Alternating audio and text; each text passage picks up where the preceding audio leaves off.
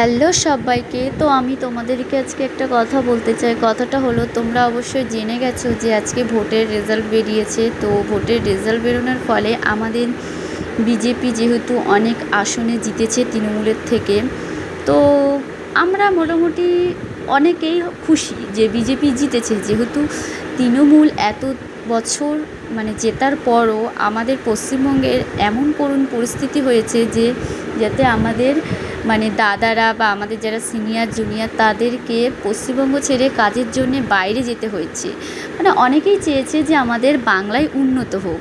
তো আমি তোমাদেরকে একটা কথা বলবো যে পার্টিগত দিক থেকে কেউ না ভেবে তোমরা এটা ভাবো যে যে পার্টি জিতুক, যাতে আমাদের পশ্চিমবঙ্গটাই আমাদের যারা সিনিয়র এবং জুনিয়র তারা যাতে এই বাংলাতে থেকেই কিছু করতে পারে।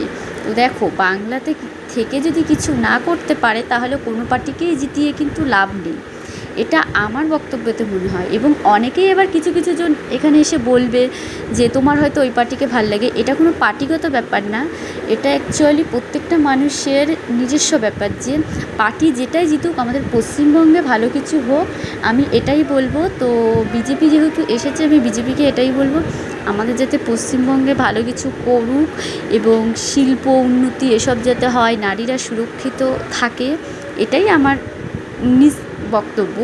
এবং তোমাদের কার কার একমত যে আমাদের এই রাজ্যে যাতে এই রাজ্যের ছেলেমেয়েরা নিজের রাজ্যে থেকে কাজ করতে পারে, নিজের রাজ্যের মেয়েরা মারা বোনেরা যাতে সুরক্ষিত থাকে।